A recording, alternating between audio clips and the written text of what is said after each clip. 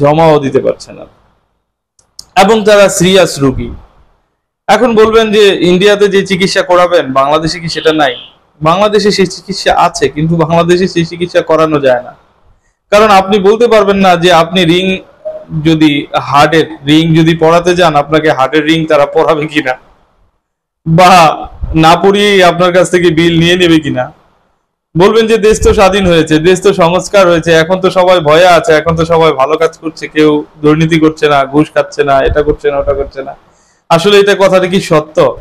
বাংলাদেশে কি দুর্নীতি আহ বাংলাদেশ কি দুর্নীতি থেকে মুক্তি পেয়েছে? বাংলাদেশ থেকে কি রাহাজানি, বাংলাদেশ থেকে কি অত্যাচার, জুলুম, এগুলো সম্পূর্ণরূপে মুক্ত হয়েছে? হয় নাই। আপনারা মনে করেন যে পুলিশ কি এখনো ঘুষ খায় না? পুলিশ এখন আরো বেশি ঘুষ খায়, আগে যা খাইতো এখন আরো বেশি খায়। এখন এই কথা বলে খায় যে দেখুন আমাদের সবকিছু তো ভেঙে চুরে তছনছ করে দিয়েছে, জ্বালিয়ে দিয়েছে, তো আমাদেরকে আপনারা চা পান খাইতে কিছু দিয়ে যান। আগে যেমন সরাসরি চাইতো যে এই ফাইলের জন্য কিছু দিয়ে যান, এখন বলে চা পান খাইতে কিছু দিয়ে যান, আপনার কাজটা তো আমি করে দিতেছি, তো এই জন্য কিছু দিয়ে যান বা ওখানে রেখে যান। বা বেশি মানুষ গেলে বলে যে একটু পরে আসেন, পরে গেলে পরে টাকা নেয়, বলে যে এটা তো এসপি স্যারই রেখে দেবে, আপনি আমাকে আর একটু বেশি দেন।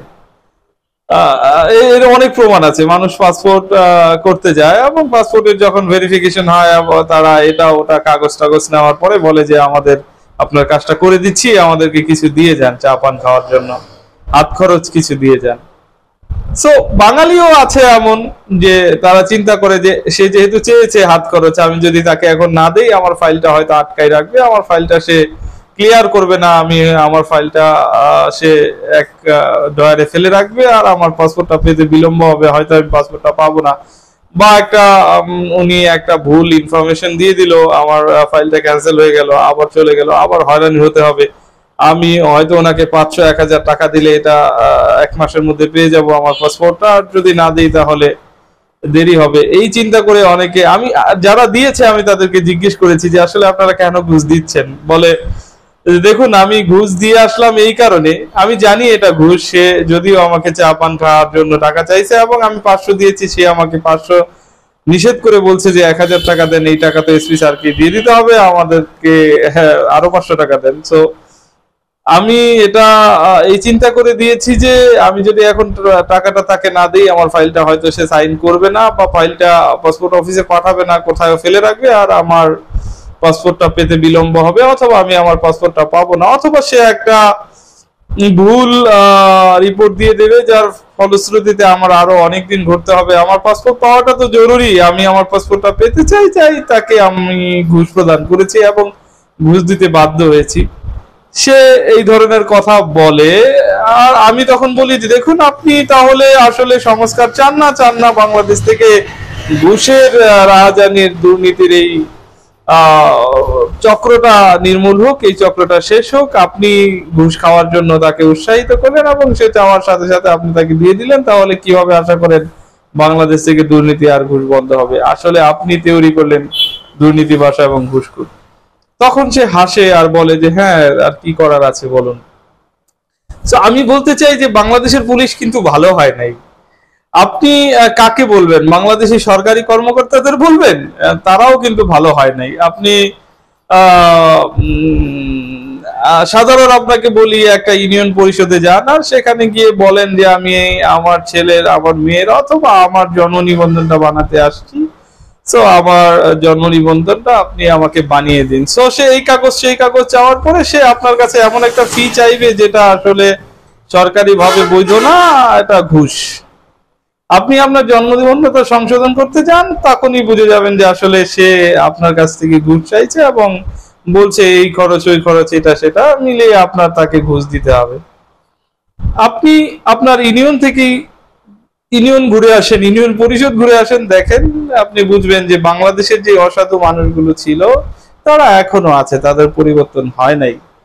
সো আপনি বাংলাদেশের ডাক্তারদের কথা বলবেন, তাদের পরিবর্তন আপনি কিভাবে চিন্তা করতে পারেন যে হয়ে গেছে? আপনি তো জানেন বাংলাদেশের ডাক্তাররা কেমন।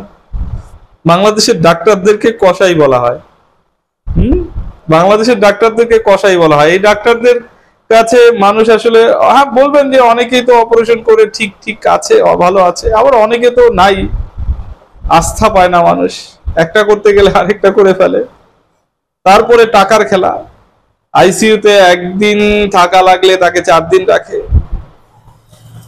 এটার রেকর্ড বাংলাদেশে অনেক আছে। সো যার কারণে বাংলাদেশিরা যাদের কাছে কিছু টাকা পয়সা আছে তারা ভরসা পায় না বাংলাদেশে চিকিৎসা করার জন্য, এবং তারা ইন্ডিয়াতে যায়। বলবেন যে ইন্ডিয়া এবং বাংলাদেশের চিকিৎসা মোটামুটি 19-20, হ্যাঁ 19-20 হলেও মানুষের আস্থার জায়গাটা ইন্ডিয়া। তারা অন্তত কোনো প্রবাসীর সাথে দুর্নীতি করে না, যার কারণে প্রবাসীরা সেখানে গিয়ে চিকিৎসা করিয়ে আসে, তাদের দেশে বহু টাকা রেখে আসে। সো যেই চিকিৎসা প্রার্থী যে মানুষগুলো আছে তারা যেতে পারছে না, এবং এটা অবশ্যই বলা যায় যে বহু মানুষ ইন্ডিয়া যাওয়ার প্রত্যাশায় ইন্ডিয়া মেডিকেল ভিসা করার জন্য বহু ফাইল রেডি করে বসে আছে, কিন্তু তারা ফাইলগুলো জমা দিতে পারছে না। এখন চিন্তা করেন যে এই যে তারা ইন্ডিয়ান ভিসা, ইন্ডিয়ান মেডিকেল ভিসার জন্য ফাইলগুলো রেডি করে বসে আছে, ফাইলগুলো জমা করতে পারতেছে না, এর দায়ভার কে নেবে?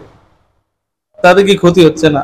হাজার হাজার ইউরোপের ভিসা প্রত্যাশীরা যারা অলরেডি তাদের ইনভাইটেশন লেটার নিয়ে আসছে, কিন্তু ইন্ডিয়ান ভিসা না থাকার কারণে ওই সকল দেশের এম্বাসিগুলোতে তাদের ফাইল জমা করতে পারতেছে না।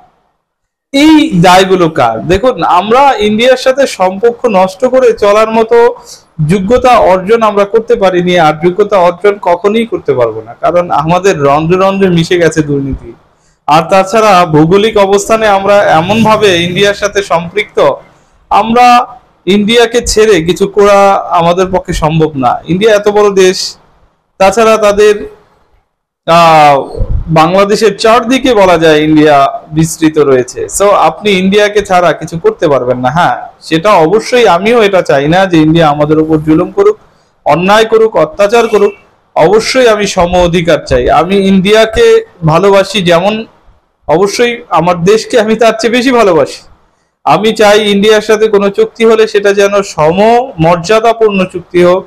আমি চাই ইন্ডিয়ার সাথে কোনো সম্পর্ক হলে অবশ্যই সেটা বন্ধুত্ব এবং সম পর্যায়ের মর্যাদাপূর্ণ বন্ধুত্ব হোক। তারা আমাদের কাঙাল ভাববে, আমরা তাদের ধনী ভাববো, ব্যাপারটা এমন না।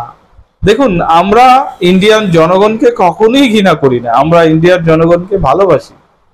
আমরা ইন্ডিয়ার যে বর্তমান সরকার আছে তাদের যেই পলিসিগুলো আছে, আমরা সেই পলিসি বিরোধী। আমরা ইন্ডিয়া সরকারের বিরোধী না। অনেকে ভাবেন যে বাংলাদেশিরা সবাই ইন্ডিয়ান পণ্য বয়কট করে, হ্যাশট্যাগ দেয় সোশ্যাল মিডিয়াতে যে বয়কট ইন্ডিয়া, বয়কট ইন্ডিয়া। তার মানে কি বাংলাদেশিরা ইন্ডিয়াকে পছন্দ করে না? ব্যাপারটা এমন না। আসলে আমরা ইন্ডিয়াকে পছন্দ করি না এই কথাটা সঠিক নয়, আমরা ইন্ডিয়াকে পছন্দ করি।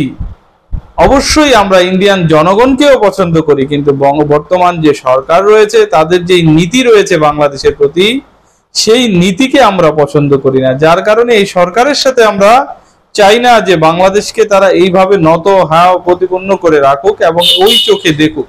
যার কারণে আমরা তাদেরকে বলি যে আমরা ইন্ডিয়া সরকারের এই নীতি পছন্দ করি না, বয়কট ইন্ডিয়া। সো যারা ভুল বুঝেন তারা ভুল বুঝবেন না। অবশ্যই বাংলাদেশের জনগণ আপনাদের পাশে আছে, পাশে থাকবে। আমরা আপনাদের ছাড়া চলতে চাই না, চলতে পারবো না, এই কথাও বলতে চাই, এবং আপনারাও বাংলাদেশ ছাড়া অবশ্যই স্বয়ংসম্পূর্ণ না। সো অবশ্যই আমরা ভাই ভাই, বন্ধু বন্ধু। জয় বাংলা, জয় বাংলাদেশ, জয় ইন্ডিয়া।